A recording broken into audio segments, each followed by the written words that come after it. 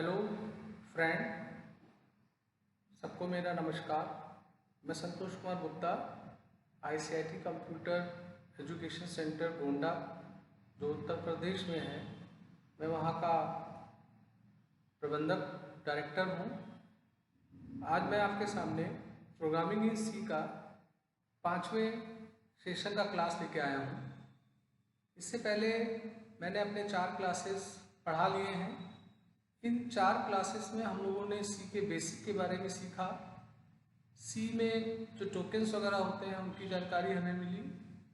फिर उसके बाद में हम लोगों ने सी के प्रोग्रामिंग के अंतर्गत 2 फंक्शंस को सीखा, प्रिंटफ और स्कैनफ, और 2 फंक्शन आए सामने, CLR SCR और getCH फंक्शन, और उनके संबंधित मैंने आपको प्रोग्राम्स बना के दिखाए थे जिन्हें आप लोगों ने संभवतः अपने लैपटॉप, कंप्यूटर या मोबाइल पे चलाया होगा। बहुत सारे स्टूडेंट्स का मुझे व्हाट्सएप ग्रुप में मैसेज आया था कि उनके प्रोग्राम में एरर है या कंपाइलर काम नहीं कर रहा है। इससे ये लग रहा है कि स्टूडेंट्स इसे कंप्यूटर पे कंपाइल कर रहे हैं। जो लोग इसे कंप्यूटर या मोबाइल पे नहीं चला रहे हैं उनसे फिर से मेरा अनुरोध है कि आप प्रोग्राम को कंपाइल करिए। जब तक आप प्रोग्राम को कंपाइल नहीं करेंगे तब तक आपको प्रोग्रामिंग समझ में नहीं आएगी। तो फिलहाल अभी तक की जो जानकारी हमारी हुई है वो प्रिंटफ और स्कैनफ यानी इनपुट और आउटपुट फंक्शन के बारे में हमने सीखा। देखिए स्टूडेंट्स, आज का क्लास बहुत ही ज़्यादा महत्वपूर्ण होगा क्योंकि आज हम लोग जो पढ़ने जा रहे हैं वो है हमारा कंट्रोल स्टेटमेंट्स इन सी। और कंट्रोल स्टेटमेंट जो होते हैं ये बहुत ही ज़्यादा महत्वपूर्ण होते हैं किसी भी प्रोग्रामर को प्रोग्रामिंग करने के लिए। दोस्तों, अगर मेरा वीडियो आपको अच्छा लग रहा हो तो नीचे आपको लाइक का बटन दिख रहा है, आप लाइक पे ज़रूर क्लिक करें। और हमारे वीडियो को आप सब्सक्राइब करने के लिए सब्सक्राइब लिखा हुआ होता है, आप उस पर क्लिक करें। इससे आपको फ़ायदा ये होगा कि जब भी मैं कोई नया वीडियो अपलोड करूँगा तो आपको उसका अलर्ट तुरंत मिल जाएगा। तो चलिए हम लोग अपने आज की क्लास को स्टार्ट। तो देखिए, जैसे हम लोगों ने कल की क्लास में प्रिंटफ और स्कैनफ को पढ़ा था, तो मैं एक प्रोग्राम आपके सामने और प्रस्तुत कर रहा हूँ जिससे एक रिवीजन हमारा हो जाए कि प्रिंटफ, स्कैनफ और वेरिएबल्स डिक्लेरेशन कैसे होता है, जो कि ये प्रत्येक प्रोग्राम में यूज होगा। तो मैं आज आपके सामने एक प्रोग्राम प्रस्तुत कर रहा हूँ। इस प्रोग्राम का उद्देश्य ये है कि हम लोग किसी एम्प्लॉय का ID, नेम, पोस्ट, सैलरी को इनपुट करेंगे और उसके सैलरी को जो हमने इनपुट किया है उस पर DA, HRA, GPF का गणना करते हुए उसका जो टोटल सैलरी, नेट सैलरी होता है उसका हम लोग कैलकुलेशन करेंगे। तो देखिए, यहाँ पे मैंने सबसे पहले एक कैरेक्टर वेरिएबल लिया है नेम, एक लिया है पोस्ट। चूँकि नेम और पोस्ट स्ट्रिंग टाइप का वेरिएबल है इसलिए मैंने ब्रैकेट में इसकी साइज भी दी है। साइज अपने हिसाब से आप घटा बढ़ा सकते हैं। फिर मैंने इंट करके एम्प्लॉय ID के लिए एक वेरिएबल लिया है। फ्लोट के माध्यम से मैंने सैलरी, DA, HRA, GPF और टोटल सैलरी के लिए वेरिएबल लिया है। तो ओवरऑल मैंने पहले वेरिएबल का डिक्लेरेशन किया है और इस प्रोग्राम में मैं कैरेक्टर, इंटीजर, फ्लोट सारे वेरिएबल का प्रयोग कर रहा हूँ।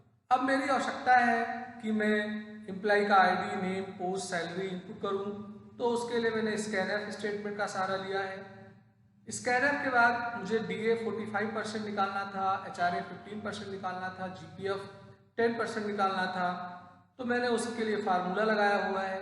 फिर टोटल सैलरी में सैलरी, DA, HRA को मैंने जोड़ा है। GPF चूँकि कटता है इसलिए मैंने उसको सब्ट्रैक्ट किया है। अब मैंने जिन बातों का कैलकुलेशन किया था उनको मैंने प्रिंटफ के माध्यम से प्रिंट किया है। इसमें सैलरी, DA, HRA, GPF और टोटल सैलरी को प्रिंट किया गया है। तो जब आप इस प्रोग्राम को चलाओगे तो आपका कंप्यूटर आपसे एम्प्लॉय का ID, एम्प्लॉय का नाम, एम्प्लॉय का पोस्ट और एम्प्लॉय की सैलरी मांगेगा और आपने जो सैलरी दिया है उसके बिहाफ पे वो DA, HRA, GPF और टोटल सैलरी का कैलकुलेशन करेगा और उसके उपरांत आपको एक रिजल्ट दे देगा। तो ये प्रोग्राम मैंने इसलिए बनाया कि थोड़ा एक रिवीजन हो जाए वेरिएबल डिक्लेरेशन, प्रिंटफ और स्कैनफ के संबंधित। तो आइए अब हम लोग स्टार्ट करते हैं control statements in C. Control statement जो होते हैं ये बहुत ही महत्वपूर्ण होते हैं। मेरे बात का ध्यान दीजिएगा कि आप कोई भी प्रोग्रामिंग लैंग्वेज सीख रहे होंगे, जैसे पाइथन इस समय का बहुत ही पॉपुलर भाषा हो रहा है। तो जो बातें आप सीख रहे हो यही सारी बातें उनमें भी आती हैं, थोड़े बहुत उनके सिंटेक्स के अंतर आते हैं। तो अगर आपको एक प्रोग्रामिंग लैंग्वेज अच्छे से आ जाए तो आप किसी भी प्रोग्रामिंग लैंग्वेज को खुद से सीख सकते हो। तो कंट्रोल स्टेटमेंट जो होता है ये काफ़ी इंपॉर्टेंट होता है। इसके अंतर्गत हम लोग 4 स्टेटमेंट्स को रखते हैं। एक स्टेटमेंट होता है जिसे हम लोग डिसीजन मेकिंग स्टेटमेंट बोलते हैं।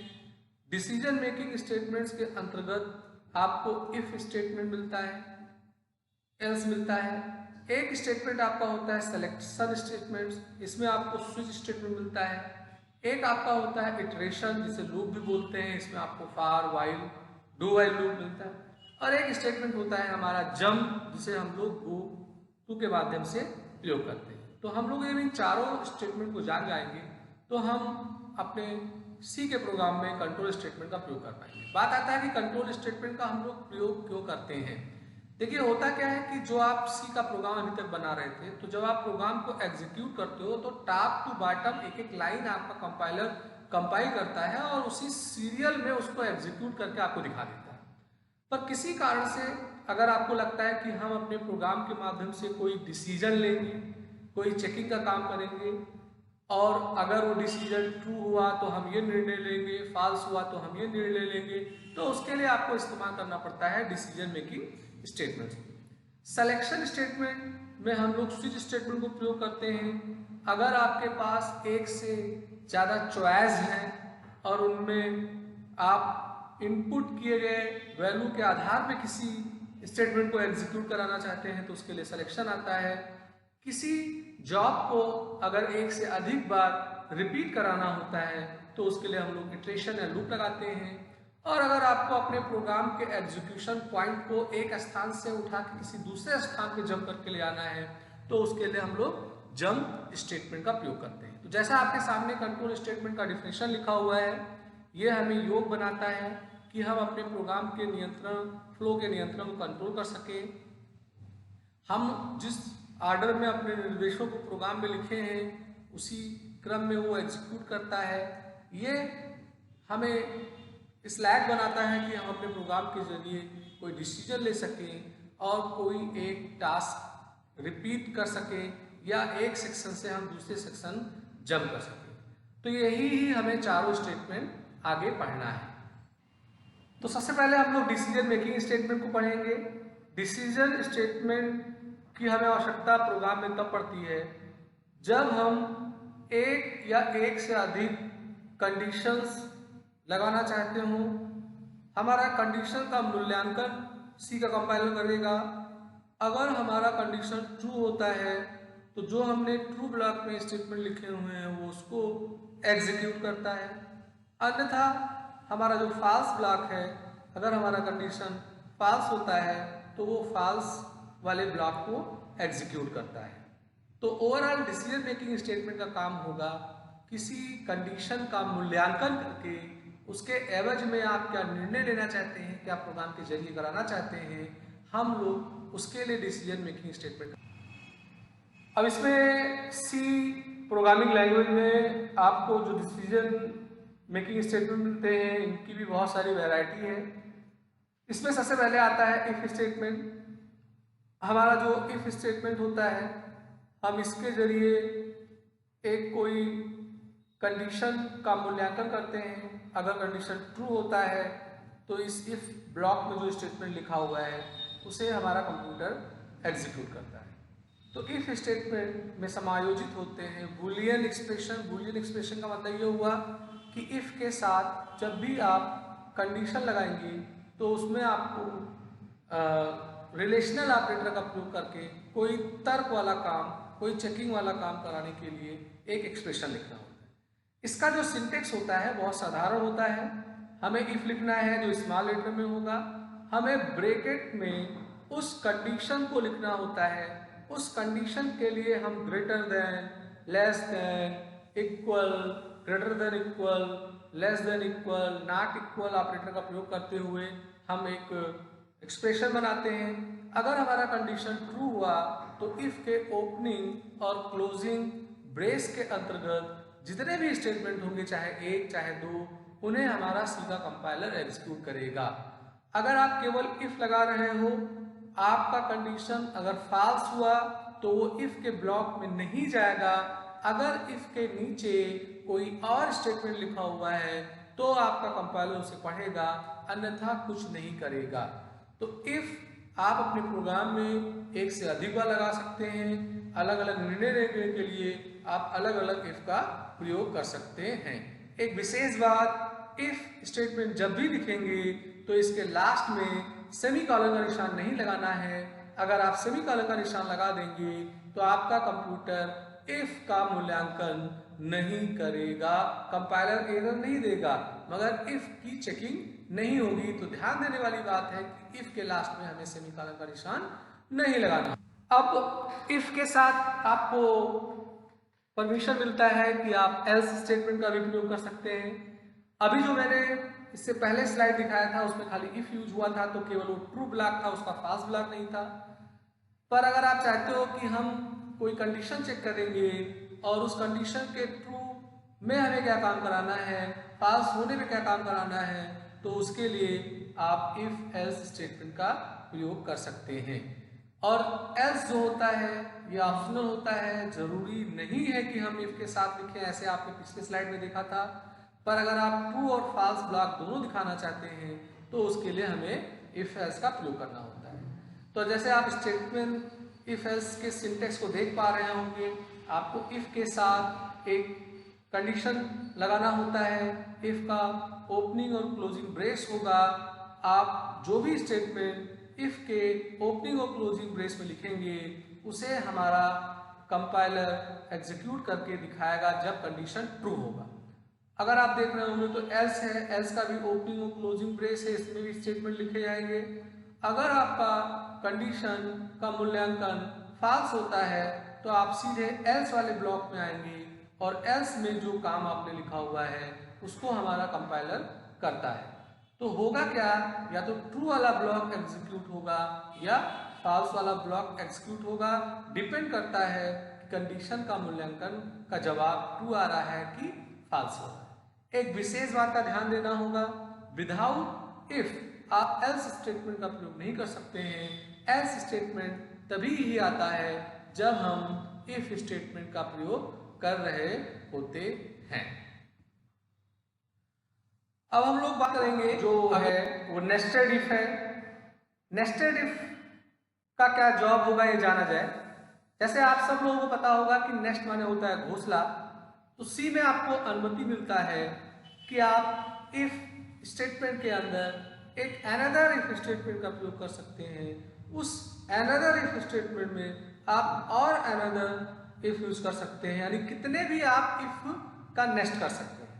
तो जब आप इफ के इनर में इफ स्टेटमेंट यूज करते हैं तो ऐसे लिखावट को सी या किसी भी प्रोग्रामिंग लैंग्वेज में नेस्टेड इफ स्टेटमेंट के नाम से जाना जाता है।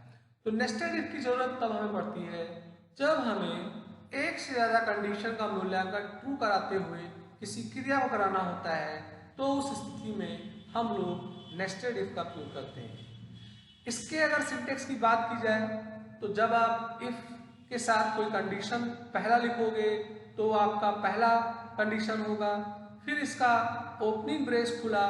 ओपनिंग ब्रेस में अगर पहले वाले इफ के ट्रू होने पे कोई स्टेटमेंट एग्जीक्यूट कराना है तो आप स्टेटमेंट को लिखें, अन्यथा आप इग्नोर कर सकते हैं।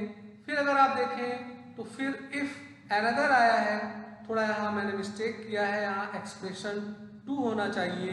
तो जो दूसरा वाला इफ है इसमें आप दूसरे कंडीशन को लिखेंगे और इसका फिर ओपनिंग और क्लोजिंग ब्रेस होगा, और इसमें जो आप एग्जीक्यूट कराना चाहते हैं स्टेटमेंट आप उन बातों को लिखेंगे। ऐसे कितने भी इफ के अंदर आप इफ लगा सकते हैं। तो जब ऐसा लिखावट आप सी लैंग्वेज या किसी प्रोग्रामिंग लैंग्वेज में करते हैं तो उसे हम लोग नेस्टेड इफ बोलते हैं। हालांकि नेस्टेड इफ का एक सोल्यूशन और है, एल्स इफ, जो हम लोग प्रोग्राम में आगे यूज करके देखेंगे। आप एल्स इफ के माध्यम से भी नेस्टेड इफ का काम कर सकते हैं। तो ओवरऑल आपको मैंने इफ के अंतर्गत एक साधारण इफ बताया, एक इफ एल्स बताया, एक नेस्टेड इफ बताया, एल्स इफ की भी मैंने चर्चा करी। तो ये कुल मिला के 4 वैरायटीज आपको इफ स्टेटमेंट में मिलते हैं। तो आप जहां पे जैसा जरूरत लगेगा हमें वहां पे इन्हें यूज करना होगा। आगे हम लोग इन स्टेटमेंट पे ज्यादा मेहनत करेंगे, आपको इनमें ज्यादा प्रोग्रामिंग में कराऊंगा, इसकी एक्सरसाइज में दूंगा और मस्ट है कि आप एक्सरसाइज करिए। आप पहले कॉपी पे जो भी आपको प्रोग्राम दिया जा रहा है उसको आप बनाएं और मेरे पर्सनल व्हाट्सएप नंबर पे आप भेज सकते हैं। आपके अगर प्रोग्राम में कोई मिस्टेक है तो मैं उसे बताऊंगा कि ये मिस्टेक है, अगर प्रोग्राम आपका सही है तो आपको बताया जाएगा कि सही है। तो जब तक आप प्रोग्रामिंग कंप्यूटर पे पेपर पे नहीं करोगे आपको प्रोग्रामिंग नहीं आएगा। तो ये हमारी चर्चा हो जाती है कि इफ स्टेटमेंट यानी डिसीजन मेकिंग स्टेटमेंट क्या है। हमारा अगला जो स्टेटमेंट आता है इसे हम लोग सिलेक्शन स्टेटमेंट के रूप में जानेंगे। ये हमारा स्विच स्टेटमेंट के रूप में जाना आता है, जो कि सिलेक्शन के लिए जिस कीवर्ड का हम लोग प्रयोग करते हैं वो स्विच होता है। देखिए, आप कोई भी प्रोग्रामिंग लैंग्वेज सीखेंगे, चाहे वो बहुत पुराना हो चाहे नया हो, आपको ये सारी बातें जो सी में मैंने सिखाई या सिखाऊंगा ये एज इट इज यूज होती हैं। आप चाहे जावा यूज करें, चाहे PHP यूज करें, चाहे पाइथन यूज करें। आपको मैं फिलहाल सी का वीडियो तो दे ही रहा हूं, क्योंकि आपके O लेवल के एग्जाम जो जुलाई में होने वाला है, फिलहाल हो सकता है एग्जाम का डेट आगे बढ़े लॉकडाउन की वजह से, तो उसमें इसका एग्जाम होना है, इसलिए मैं इसका वीडियो का प्रायोरिटी पहले दे रहा हूं। पर मैं पाइथन हुआ, PHP हुआ या वेब टेक्नोलॉजी के और सब्जेक्ट्स हैं उनके भी मैं वीडियो तैयार कर रहा हूं, जो मेरे चैनल पे आपको मिल जाया करेगा। तो अभी जो है वो स्विच स्टेटमेंट है। स्विच स्टेटमेंट जो होता है, मैं पहले एक कॉमन भाषा में बताऊं कि इसका क्या प्रयोग है। जब आपके पास एक से ज्यादा जॉब हो और उनमें किसी एक क्रिया को कराना हो, तो उस स्थिति में हम लोग स्विच स्टेटमेंट का प्रयोग करते हैं। अभी आप इसको ऐसे मान सकते हैं कि जैसे आप किसी भी विंडो के ऐप में काम करते हैं तो उसमें आपको मेनूज मिलते हैं, फाइल मेनू, एडिट मेनू। तो जब आप फाइल मेनू पे क्लिक करो तो आपको बहुत सारे उसमें भी कमांड्स नजर आते हैं, न्यू, ओपन, सेव। तो जरूरी नहीं कि हम सारे कमांड को चलाएं, हमें जिन कमांड की आवश्यकता होती है हम उस पर क्लिक करते हैं और वही ही कमांड चलता है, बल्कि प्रोग्रामिंग बैक साइड पे सारे कमांड के लिखे हुए हैं। तो ऐसे ही सी प्रोग्राम के जरिए अगर आपको लगता है कि हमने प्रोग्रामिंग सारी बातों के लिए कर रखी है पर हमें उनमें से किसी एक को ही एग्जीक्यूट करना है, डिपेंड ऑन चॉइस, तो उसके लिए आप स्विच स्टेटमेंट का प्रयोग करेंगे। स्विच स्टेटमेंट का जो सिंटेक्स है, आप स्विच लिखोगे, एक एक्सप्रेशन लिखोगे और स्विच के लास्ट में सेमीकोलन नहीं लगेगा। स्विच के ओपनिंग और क्लोजिंग ब्रेस में हमें एक कीवर्ड मिलता है केस। केस एक कीवर्ड है, इसे स्मॉल लेटर में लिखना है। तो आपके पास जितने चॉइस हैं उन चॉइस के लिए आपको केस लगाना होगा। केस के साथ एक कांस्टेंट लिखना होता है या एक्सप्रेशन लिखना होता है। तो आपका जो स्विच का एक्सप्रेशन है वो जिस केस से मैच करता है उसके अंदर जो स्टेटमेंट लिखे हुए हैं वो एग्जीक्यूट होते हैं। हर केस के स्टेटमेंट के एग्जीक्यूशन के लास्ट में ब्रेक आप देख रहे होंगे। ब्रेक का मतलब ये हुआ कि अगर मान लो दूसरे केस में हुआ है तो दूसरे वाले केस के स्टेटमेंट को एग्जीक्यूट करके और स्विच से बाहर निकल जाए। अगर हम ब्रेक नहीं लगाते हैं तो जिस केस में पहुंचेगा उस केस के स्टेटमेंट को एग्जीक्यूट करेगा, फिर नीचे वाले केस में भी वो चला जाएगा। कभी कभी प्रोग्राम की ऐसी नीड होती है कि हम ब्रेक ना लगाएं, तो वो स्थिति बनने पे होती है। फिलहाल प्रत्येक केस में हमें ब्रेक लगाना होता है। ऐसे आप जितने भी केस लगाना चाहें उतने केस लगा सकते हैं। उदाहरण के तौर पे आपके पास 10 वैरायटी के काम है तो आपको 10 केस लगाना पड़ेगा। 100 वैरायटी के काम है तो आपको 100 केस लगाना पड़ेगा। इसी में ही आपको एक मिलता है डिफॉल्ट, जो ऑप्शनल होता है।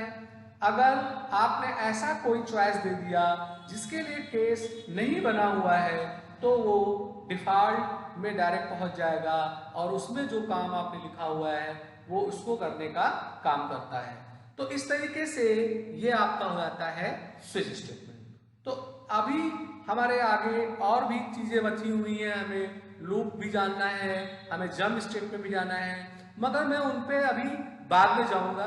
अब मेरा जो अगला क्लास होगा उस क्लास में जो हम लोगों ने डिसीजन स्टेटमेंट पढ़ा है उनके संबंधित हम लोग ढेर सारे प्रोग्राम बनाएंगे, जिससे हमारे अंदर कॉन्फिडेंस आ जाए कि हम इफ एल्स या नेस्टेड इफ या एल्स इफ का प्रयोग कैसे करें और उनमें हमें कॉन्फिडेंस आए। जब हम प्रोग्रामिंग के जरिए डिसीजन मेकिंग को सीख लेंगे तब आपको स्विच स्टेटमेंट का प्रैक्टिस कराया जाएगा। स्विच स्टेटमेंट में भी नेस्टेड स्विच होता है, माने एक स्विच के अंदर आप अनदर स्विच यूज कर सकते हैं, तो आपको इसको प्रोग्रामिंग के जरिए प्रैक्टिस कराया जाएगा। फिर ऐसे बारी बारी आगे के जो आपको इटरेशन या लूप या जंप स्टेटमेंट है वो आपको पढ़ाए जाएंगे। ये बहुत ही इंपॉर्टेंट चैप्टर है। मैं फिर से आपसे निवेदन करूंगा कि आपको जो पढ़ाया जा रहा है इसका आप कॉपी पे नोट्स बनाएं, जो प्रोग्राम दिया जा रहा है उसे कंप्यूटर में चलाएं, जो एक्सरसाइज दिया जा रहा है उसे खुद सॉल्व करें। ना कर पाएँ तो मुझसे आप गाइड लेके पूछ सकते हैं। स्टूडेंट्स, अगर आपको मेरा वीडियो अच्छा लगा हो तो लाइक जरूर करें, सब्सक्राइब पे क्लिक करें, जिससे आगे अगर मैं कोई वीडियो बनाता हूँ तो वो आपको मिल जाया करे।